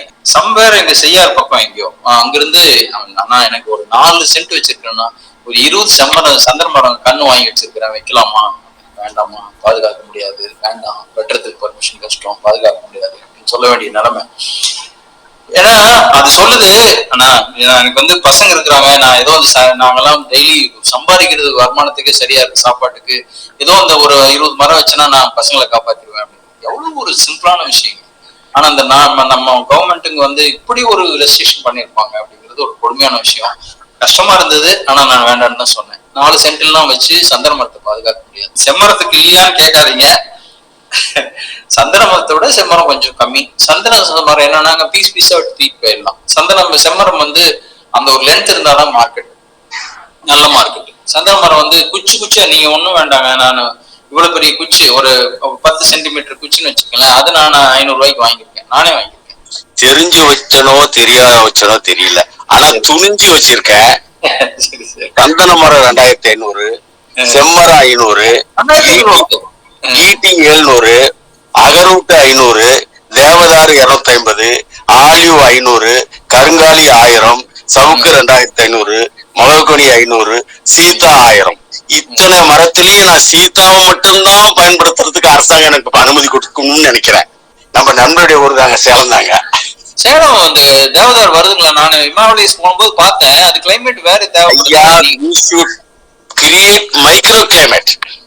விவசாயி எந்த மரம் வச்சாலுமே அது வெட்டுறதுக்கும் யூஸ் பண்றதுக்கு தான் வைக்கிறோம். அதை நீங்க எந்த ரெஸ்ட்ரிக்ஷன் பண்ணாதீங்க. ஐயா, உங்களுடைய ஒரே கடமை, நீங்க செஞ்சுக்கிட்டு இருக்கிற கடமை, உங்களுடைய உயிர் மூச்சு எல்லாமே எதை நோக்கி போயிட்டு இருக்கிறத பத்தி கிட்டத்தட்ட 800 பேரும் நாங்க உணர்ந்திருக்கோம். காரணம் என்னன்னா, பட்டாள நிலத்துல வைக்கிற எந்த செடி, வெங்காயம் வச்சாலும் என்னதான்டா, கத்திரிக்காய் வச்சாலும் என் கத்திரிக்காய் தான்டா, அந்த மாதிரி சந்தன மரம் வச்சாலும் என் மரம் தான்டா அப்படிங்கறத வாங்குறதுக்கு இந்த சங்கத்தால் முடியும் முடியும் முடியும் முடியும் முடியும். சரிங்க. ஆமாங்க சார். வணக்கங்க சார், நான் ஜெகதீசன், கொடுமுடியிலிருந்து பேசுறேங்க. ஆமா சார், நான் ஈசால் உங்களை மீட் பண்ணிக்கிறேன். ஓ சரிங்க, கொஞ்சம் மறந்துடுவீங்க, தப்பா எடுத்துக்காதீங்க யாரும். சரிங்க சார். இப்ப என்னுடைய டவுட் என்னன்னாங்க சார், இப்ப நாங்க சந்தன மரம் வச்சு 2 வருஷம் ஆகுதுங்க. சரிங்க. அதுக்கு இடையில நம்ம வந்து இந்த செம்மரத்தை வைக்கலாங்களா? சாரி சாரி சாரி சந்தன மரம் எத்தனை அடிக்கு ஒண்ணு வச்சிருக்கீங்க? 10 அடிக்கு ஒண்ணு வச்சிருக்கேங்க சார். 10 அடிக்கு ஒண்ணு வச்சிருக்கீங்க, வைக்கலாங்க, வைக்கலாம் வைக்கலாம். இப்ப நம்ம வந்து நம்ம விவசாயிகள் எல்லாத்தையும் ஒன்றிணைக்கிறதுக்கு ஒரு நல்ல ஐடியா கொடுங்க சார். இவங்க வந்து பண்ணிட்டு இருக்காங்க, லோகேஷ் இவங்க எல்லாம். சார் இது வந்து ஒரு சமயத்துல செம்மரமே சில பேர் நிறைய பேர் சொன்னாங்க. அதோட நான் என்ன நினைக்கிறேன்னா, இப்ப இந்த ஐடியாவே எனக்கு பெட்டர்னு தோணுது. இப்போ ஒரு ஆர்கனைசேஷன் இருக்குது, அவங்க ஒர்க் பண்ணிட்டு இருக்காங்க. அதுல ஒரு குழு, ஒரு தனி ஒரு என்ன சொல்றது, ஒரு இது ஒரு டிவிஷன், ஒரு இது மாதிரி பண்ணிருக்காங்க. இது பரவாயில்லதாங்க. ஏன்னா நிறைய பேர் பண்ணும்போது கோரிக்கைகள் வந்து வெவ்வேறு டைரக்ஷன்ல இருக்குது. அது கன்ஃபியூஸ் பண்ணுது கவர்மெண்ட்டே. நம்ம வந்து எனக்கு தெரிஞ்சு விவசாயிகள் சங்கமும் நிறைய வச்சிருக்காங்க. எனக்கு அது விருப்பம் இல்லை. நாராயணசாமி நாடு இந்த காலத்துல ஒன்னா இருக்கணும். கேட்கிற கோரிக்கைகளும் ரொம்ப சப்சிடி பேஸ்டா இல்லாம நல்ல கோரிக்கைகளா, நம்மளும் நல்லா இருக்கணும், நாடும் நல்லா இருக்கணுங்கிற முறையில கேட்கணுங்கிறது தான் என்னோட விருப்பம். நம்ம மட்டும் நல்லா இருக்கணும், யாரும் எங்கேயோ கொடுக்கணும்லாம் வேணாங்க. நம்ம காசு தாங்க, சப்சிடி கொடுக்கறதும் நம்ம டாக்ஸ் தான். நம்ம வந்து ஒரு இன்ஃப்ராஸ்ட்ரக்சர்ஸ் வந்தாதான் கண்ட்ரி டெவலப் ஆகும், எல்லாமே வரணும். அதே சமயத்துல நமக்கு வர வேண்டிய ஷேரும் வரணும். அப்படி ஒரு இருக்கிறது வந்து நிறைய வேண்டாம், இருக்கிற ஆர்கனைசேஷனே ஒன்றிணைத்தாதான் பரவாயில்ல அப்படிங்கிறதுல இந்த மாடலே ஓகேங்க. இவங்க ஒரு ஏற்கனவே ஒரு குழு இருக்கு, அதுக்குள்ள ஒரு சப்டிவிஷனா ஒரு அணி அப்படின்னு பண்ணி கோகனட்டுக்காக ஒரு போராட்டத்துக்கு ஈசன் வந்து கேட்டிருந்தாரு. அப்ப நான் திடீர்னு ஒரு பாயிண்ட் எனக்கு தோணுச்சு, சொன்னேன். பட் நல்ல பாயிண்ட். அது எங்கே கோகனட்ல வந்து என்ன பண்ணலாம் சார் போது எனக்கு தெரியும், அவங்க பாமாயில் இம்போர்ட்டை ரெஸ்ட்ரிக்ட் பண்ண மாட்டாங்க. பாமாயில் இம்போர்ட் ரெஸ்ட்ரிக்ட் பண்ணா தான் கோகனட் விலை ஏறும், அது எனக்கு தெரியும். இல்லைன்னா ஜீரா விடணும். இந்த IMF நம்ம எதை விடணும், அவங்க பண்ண மாட்டாங்க. ஏன்னா அதெல்லாம் நான் கொஞ்சம் அதிகமா பேசினா பாலிடிக்ஸ் ஆயிடும், அதனால வேணாம். அப்ப நான் என்ன கோரிக்கை ஒண்ணு சொன்னா, அட்லீஸ்ட் ரேஷன் கடையில 1 லிட்டர் ஒரு ஃபேமிலி குடிச்சு சொல்லுங்க, தேங்காய் எண்ணெய்க்கு ஒரு டிமாண்டோ. அந்த மாதிரி நம்ம கேட்கறது வந்து அவங்களுக்கும் பிராக்டிகலா இருக்கணும், நமக்கும் நல்லதா இருக்கணும். அப்படி போற அணுகுமுறை பாக்குறேன். விஓட டியூட்டி ஒரு SF நம்பர்ல என்ன இருக்குன்னு ரிப்போர்ட் பண்றது. அது ஒரு பில்டிங்கா இருக்கலாம், வீடா இருக்கலாம், இண்டஸ்ட்ரியா இருக்கலாம், தேங்காய் மரமா இருக்கலாம், மாங்காய் மரமா இருக்கலாம், சந்திர மரமா இருக்கலாம். he has to enter into அந்த சர்வே நம்பர்ல என்ட்ரி பண்ணணும். இப்ப லேட்டஸ்டா என்ன பண்ணிருக்காங்கன்னா, இப்ப எனக்கு கோயம்புத்தூர் இந்த சர்க்கிள்ல வந்தாங்க, அதான் ஃபர்ஸ்ட் டைம் நான் பாக்குறேன். அந்த விஓ அசிஸ்டன்ட் வந்து நம்ம தோட்டத்துல வந்து அந்த சர்வே நம்பர்ல நின்னாதான் என்ட்ரி பண்ண முடியும், அப்படி கொண்டு வந்துருக்காங்க. சோ இனிமேல் அவங்க பண்ணி ஆகணும். நீ வந்தப்ப இது சந்திர மரம் சொல்லிடுங்க, நீ பண்ணலன்னா போ. ஒரு டவுட், நம்ம என்ட்ரி பண்ணணும் நம்மளே வாலண்டியரா இல்ல? அவசியமே இல்ல, அவன் டியூட்டி அது. அவங்க ஒரு தோட்டத்துக்கு வந்து பண்ண வேண்டிய டியூட்டி. இப்போ லேட்டஸ்ட் சிஸ்டம் வந்து எனக்கு தெரிஞ்சு இப்போ இதுதான். இப்ப நான் ஃபர்ஸ்ட் டைம் பாத்திருக்கேன், ஒரு 10 நாளைக்கு முன்னதான் அந்த அம்மா வந்தாங்க அசிஸ்டன்ட். தோட்டத்துக்கு வந்து நின்று என்ட்ரி பண்ணாங்க. சண்முக சுந்தரன் ஒரு IFS ஆபீசர் ஒரு ட்ரைனிங் கொடுத்தாரு. அவர் என்ன சொன்னாருன்னா, கணேஷ் இதே போல நானும் தயங்கிட்டு இருந்தேன், கிரேடு குவாலிட்டி என்ன பண்றது யோசா போயிடுச்சு. அப்ப அவர் என்ன சொன்னாருன்னா, கணேஷ் வேங்கை 2 காசுதான் அப்படின்னாரு, அடிச்சு தரல. அதனாலதான் இவ்வளவு மரமா இருக்கு. கொஞ்சம் வரைக்கும் செம்மரமான்னு பாத்துங்க, மற்றபடி இல்லைன்னா வேங்கை மரமா ஆர்டினரியா யூஸ் பண்ணலாம். கவர்மெண்ட் இந்த ரெஸ்ட்ரிக்ஷன்ஸ்ல அதுவும் ஒண்ணு. இப்போ வந்து நம்ம வந்து செம்மரம் நினைச்சு வைக்கிறோம், தவறி அந்த குவாலிட்டி வரல, நமக்கு ஃப்ரீயா யூஸ் பண்ண சொன்னாங்கன்னா எதையோ யூஸ் பண்ணிக்கலாம். அந்த வேங்கை மாதிரி யூஸ் பண்ணலாம். ஆச்சா அப்படிங்கிற மரம் வந்து அந்த காலத்துல மாட்டு வண்டியில அந்த பார்க்ல யூஸ் பண்ண மரமா, எனக்கு பிடிச்சி கொண்டாந்து வச்சுட்டேன். ஒரு 10 முறை சாம்பிளுக்கு வச்சேன். அப்புறம் ஒருத்தர் கேட்கும் போது அதே IFS ஆபீஸ் கணேஷ் வேண்டாம் விட்டுரு, அது இன்னைக்கு மாட்டு வண்டி இல்ல, அதுக்கு மார்க்கெட் இல்ல, அது வேண்டாம் அப்படின்னாரு. அதனால விட்டுட்டேன். அந்த மாதிரி மரங்கள் நம்ம ஐடென்டிஃபை பண்ணணும், இருக்கலாம். இது வந்து என்னன்னாங்க, இம்போர்ட் வுட் வந்து நல்ல சௌரியமா வர்றதுனால எல்லா வுட்டு தேவைக்குமே இம்போர்ட்டட் வுட்டை சௌரியமா யூஸ் பண்ணிட்டு இருக்காங்க. நம்ம நாட்டு மரங்களை எக்ஸ்போர்ட் பண்ணல. இப்போ நம்ம வந்து ஒரு ஐட்டம், இப்போ வந்து முள் சீத்தா எடுத்துக்கலாங்க. நீங்க ஒருத்தர் சொன்னாரு, இப்ப நான் முள் சீத்தா ஒரு 10 வச்சிருக்கேன்னு சொன்னாரு, அதனால சொல்றேன். ஒரு 20 வருஷமா முள் சீத்தானே யாருக்கும் தெரியாது. அது இன்னைக்கு கேன்சருக்கு ஆகுதுன்னு சொன்ன உடனே அவ்வளவு ஒரு டிமாண்டு. அந்த மாதிரி ஒவ்வொரு விஷயமும் ஒரு தேவையை நம்ம தேவைகள்லாம் ஏற்கனவே ஐடென்டிஃபை பண்ண மறந்துட்டோம். அப்போ ஒவ்வொரு மரத்தினுடைய தேவைகளை ஐடென்டிஃபை பண்ணா அந்த மரத்தை ஐடென்டிஃபை பண்ணி செம்மரத்து கூட எந்த மரம் வச்சா காசும் வரணும், ஓரளவுக்காவது வரணும். செம்மரத்து அளவுக்கு வரலன்னா பரவாயில்ல, ஒரு வெற்று கூலிக்கு மேல ஒரு லாபங்கிற அளவுக்காவது வரணும். இல்ல கவர்மெண்ட் என்னைக்கு விவசாயி வளர்த்துற எந்த மரமா இருந்தாலும் நாங்க எந்த ரெஸ்ட்ரிக்ஷன் பண்ணலாம்னு சொல்றாங்களோ அன்னைக்கு இந்த எக்ஸ்ப்ளோரேஷன் அது வரைக்கும் எனக்கு போதுண்டா அப்படின்றது. ஆனா இதுக்கு போராட்டமே சரியா இருக்கு. வணக்கம் எல்லாருக்குமே. என் பேர் விஜய் வின்சென்ட். இந்த விவசாயிகளுடைய சங்கத்துடைய மாநில. விஜய் சார் சவுண்ட் ரொம்ப கம்மியா இருக்குங்க சார். அப்படியா? கேக்குதா சரியா?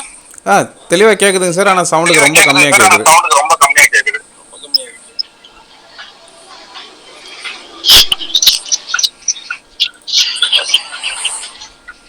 இப்போ டவர் கொஞ்சம் சரியில்லைன்னு நினைக்கிறேன், அதனால முக்கியமா நம்ம ஏற்பாடு பண்ணதுக்கு முக்கிய காரணம் வந்து முதல் முறையா நம்ம சந்தன மர விவசாயிகள் வளர்ப்போர் சங்கம் தான் ஆரம்பிச்சோம். அடுத்தது நம்ம கலந்து அன்னைக்கு பேசினதுல வந்து செம்மரத்தையும் இணைச்சு நாம பயணிக்கலாம் அப்படின்னும் போது சொல்லும்போது அதுவும் நல்லது. கொஞ்ச நேரத்துக்கு முன்னாடி ஐயா சொல்லியிருந்தார் இல்லைங்களா, ஏதோ ஒரு குழுவின் கீழே நம்ம இயங்குறோம், நல்லதுதான் அப்படின்ட்டு. அந்த நோக்கத்துக்காக தான் நம்ம வந்து தமிழக விவசாயிகள் பாதுகாப்பு சங்கத்தோட இணைஞ்சு நம்ம இன்னைக்கு நம்முடைய விவாதத்துல இந்த கலந்தாய்வுல வந்து தொடர் கணேசன் ஐயா வந்து பேசுனது வந்து ரொம்ப ஆழமான விஷயங்களா இருந்துச்சு, ரொம்ப முக்கியமானது. அதனாலதான் ஐயா வரணும் பேசணும்ன்றது நம்ம எதிர்பார்க்கிறோம். இதை வந்து ஒரு சின்னதா ஒரு தொகுத்து பார்த்துடலாம். ஐயா சொன்னதுல இருந்து ஒரு சில அவருடைய அனுபவங்கள்ல இருந்து நம்ம ஒரு சில விஷயங்கள் நம்ம புரிஞ்சுக்க வேண்டிய என்ன அப்படின்னா, மரம் வளர்ப்பது குறித்த விஷயங்கள் எல்லாம் வந்து நம்மளால எல்லாமே செய்திட முடியுது. நம்ம சொந்த அனுபவங்கள்ல இருந்து மற்ற முன்னோடி விவசாயிகளுடைய அனுபவங்கள் இருந்து நம்மளால என்ன பண்ண முடியும், எளிதாக அந்த அனுபவங்களை எடுத்து நம்ம விவசாயம் பண்ணிட்டு இருக்கோம். ஆனா எல்லாவற்றுக்கும் பெரிய பிரச்சனையா இருப்பது என்பது விற்பனையும் அதற்கு இருக்கக்கூடிய தடைகளும் தான். அதை நீக்குவதுதான் நமக்கான முக்கியமான பணியா தான் நம்ம இதை பார்த்தோம். இது குறிப்பா இந்த பல்லடம் நிகழ்வுல நான் வந்து 10 வருஷத்துக்கு மேல ஆயிடுச்சு. 2009 இதுக்குள்ள வந்துட்டேன். 10 வருஷத்துக்கு மேல ஆயிடுச்சு. அப்போ நாம ஒருபோதும் வந்து சந்தன மரத்தை வெயிங்கன்னு யார்கிட்டயுமே சொன்னதில்லை. ஏன் சொன்னதில்லைன்னா இதுதான் காரணம். யாராவது ஒருத்தர் தவறான புரிதலோடு ஒரு விவசாயி சந்தன மரத்தை வச்சுட்டு அப்புறம் வெட்ட முடியாம சிரமப்படக்கூடாது. அரசு அமைப்புகளும் சரி, சுற்றுச்சூழல் ஆர்வலரும் சரி, மரம் வெய்யின்னு சொல்லிட்டு இருக்காங்க. தவிர்த்து வெட்டுவதற்கான தடைகளை யாருமே நீக்குவதற்கான முயற்சிகளை செய்யவில்லை அப்படிங்கிறது ஒரு பெரிய உண்மை. அதை பத்தி யாருமே பேசுறது இல்லைன்றது மிகப்பெரிய உண்மை. இப்போ நம்ம பல்லடத்தில் நம்ம பேசும்போது, பல்லடத்தில் அந்த நிகழ்வும் போது ஒரு ஆட்கள் கூட அதை பத்தி பேசல. இவ்வளவு தடைகள் இருக்கு, இதை நாம நீக்கணும்ன்றத வந்து ஒருத்தரும் நம்ம வந்து அங்க விவாதிக்கல. அதனாலதான் நம்ம அங்கேயே முடிவெடுத்தது, இந்த தடைகளை நீக்குவதற்காக ஒரு அமைப்பு வேண்டும், அதற்கான ஒரு ஒருங்கிணைப்பு வேண்டும் அப்படிங்கிறது முயற்சி எடுத்தது. இதுல வந்து கணேசன் ஐயா வந்து தொடர்ந்து நீண்ட வருடங்களாக அவர் செம்மரத்துக்கான தடைகளை நீக்குவதற்கு மிகப்பெரிய வேலையை செய்துட்டு இருக்காரு. அதனாலதான் இப்போ இந்த குழுல கூட ஐயாவுடைய அனுபவங்களை நாம வந்து எடுத்துக்க வேண்டிய தேவை இருந்துச்சு. அவர் வந்து நம்மளோட பல்வேறு விஷயங்களை அவருடைய ஆலோசனையை கேட்டுட்டு நடக்கலான்றத முடிவெடுத்தார். இப்போ அவருடைய அனுபவங்களுக்கு நம்ம ஒரு விஷயம் புரிஞ்சுக்க வேண்டியது இருக்கு. அவர் நீண்ட கால சட்ட போராட்டங்கள், அதிகாரிகளை சந்திப்பது, மனு கொடுப்பது, பல்வேறு விஷயங்கள் பண்ணிட்டு இருக்கிறாரு. ஆனால் அதுடைய வேகமும் அதுக்கான ரிசல்ட்டும் வந்து அவருடைய உழைப்புக்கு ஏற்றதா வந்திருக்கான்னு பார்த்தா ரொம்ப கம்மி. அவர் செலவு பண்ண நேரத்தையும் உழைப்பையும் ஒப்பிடும்போது 1% தான் அவருக்கு அது திரும்ப கிடைச்சிருக்கு. அப்போ இதுல இருந்து என்ன தெரியுது? ஒரு எல்லாருக்குமே தெரிஞ்ச விஷயம் தான், இன்னைக்கு அரசு அதிகாரிகள் யாருமே வந்து தன்னுடைய அதிகாரத்தை இழக்க விரும்பவில்லை என்பதும், ரெண்டாவது அந்த அதிகாரத்தை பயன்படுத்தி மக்களுக்கு ஏதாவது செய்யலாம் அப்படிங்கிற உணர்வோ அல்லது ஏதாவது கற்றுக்கொள்ளலாம்ன்ற உணர்வோ யாருக்குமே இங்கே இல்லை, அதிகாரிகளுக்கு இல்லை. ஏன்னா அவர்களுக்கு தேவையில்லை. நாமளே இயல்பா இப்போ சந்தன மரத்தை எப்போ நம்ம பார்த்தோம் அப்படின்னு நமக்கு ஒரு தேவை வந்துச்சுன்னா தான் நம்ம சரி சந்தன மரம் வைக்கலாம் அப்படின்னு, தண்ணி இல்லையா சரி சந்தன மரம் வைக்கலாம், வேற ஏதாவது. அப்போ தேவையில் இருந்தான் ஒரு மனிதன் வந்து எதையுமே கற்றுக்கொள்வான். அப்போ அதிகாரிகளுக்கு எந்த தேவையும் இல்லை, அதனால அவங்க கத்துக்க மாட்டாங்க. சிசிஎஃப்ஆ இருக்கட்டும், பிசிசிசிஎஃப்ஆ இருக்கட்டும், அதுதான் நிலவரம். அவர்கள் ஒருபோதும் நாங்கள் இப்போ பல்வேறு இது சந்தன மரம்னு இல்லை, பல்வேறு விஷயங்கள்ல வந்து அதிகாரிகளோடு பல்வேறு இடங்களில் நம்ம தொடர்ந்து போராடிக்கிட்டு இருக்கோம், அரசோடு தொடர்ந்து போராடிக்கிட்டு இருக்கோம். கைது அது இதுன்னு தொடர்ந்து வழக்குன்னு நடந்துட்டு தான் இருக்கு எங்க வாழ்க்கையில. ஆனா இந்த ஜனநாயக நாட்டுல ஏதாவது மாற்ற முடியும் என்றால் அது எதால் மாற்ற முடியும் அப்படின்னா அரசியலால தான் மாற்ற முடியும். நம்முடைய அரசு பிரதிநிதிகளால தான் மாற்ற முடியும். அப்ப எங்கிருந்து வருது விஷயம்னா, மாநில தலைமையிலிருந்து அரசியல் அழுத்தம் கிடைச்சிச்சுன்னா எல்லா சட்டங்களும் உடனடியாக மாற்றப்படும். அப்போ நாம வந்து ஒரு தனிநபராக நின்று போராடுவதை விட ஒரு குழுவா இருக்கும் பொழுது, ஒரு சங்கமாக இருக்கும்போது நம்முடைய பலம் வந்து அதிகரிக்குது. அரசுக்கு வந்து நம்ம திரும்பி பார்க்க வேண்டிய தேவை ஏற்படுது. என்னமோ சொல்றாங்களே, இவங்க ஒரு கூட்டமா நிக்கிறாங்களே, அல்லது இவங்க சொல்றதை கேட்போன்ற ஒரு குறைஞ்சபட்ச ஒரு பார்வையாவது நம்ம பக்கம் திரும்பும். அதுதான் நம்முடைய நோக்கம். இன்றைய நோக்கமும் அதுதான். வளர்ப்பது குறித்தெல்லாம் நீங்க அப்புறமேல் பேசுங்க, அதற்கு நிறைய நேரம் இருக்கிறது, அதுக்கு நமக்கு குழு இருக்கு. இப்போ நம்ம செய்ய வேண்டிய வேலைகள் இதை வெட்டுவதற்கான தடைகளை நீக்குவதுதான். அதுல வந்து நம்ம வெற்றி பெற வேணும். அடுத்த கூட்டத்துல வந்து இன்னும் ஆழமாக அடுத்து என்ன செய்யலான்றதை பத்தி பேசுவோம். இன்றைய கூட்டம் வந்து மிக ஆழமாக ரொம்பவும் நிறைய தகவலோடு ஐயா கொடுத்தாரு, அவருக்கு ரொம்ப நன்றி. இதுல இன்னொரு விஷயம், வழக்கமா நம்ம ஜூம் மீட்டிங் போட்டா ரொம்ப குறைவான நபர்கள் வருவாங்க. இந்த முறை ஏறக்குறை 50 பேர் பக்கமா வந்துட்டு போயிருக்கீங்க, ரொம்ப மகிழ்ச்சி. இந்த முயற்சியும் இந்த ஆர்வமும், நீங்க செடி நடுறதுல தகவல் சேகரிக்கிறதுக்கான ஆர்வம் இருக்கிற மாதிரியா, அதை தேடுவதற்கான தகவலை சேகரிச்சுட்டு இருக்கிற அதே ஆர்வத்தோடு இந்த மாதிரியான முயற்சிகளில் நீங்க அதிகமா ஈடுபடணும். அது 50%னா இது 50% இருக்கணும். அப்பதான் நம்ம முழுமையான வெற்றி பெற முடியும். அதனால இந்த கூட்டத்தில் கலந்துகிட்ட அனைத்து நண்பர்களுக்கும் எனது வாழ்த்துக்கள். குறிப்பா அவருடைய நீண்ட கால பயணத்தை, அனுபவத்தை நம்மோடு பகிர்ந்துகிட்ட ஐயா கணேசன் அவர்களுக்கு எனது மனமார்ந்த நன்றி. வணக்கம்.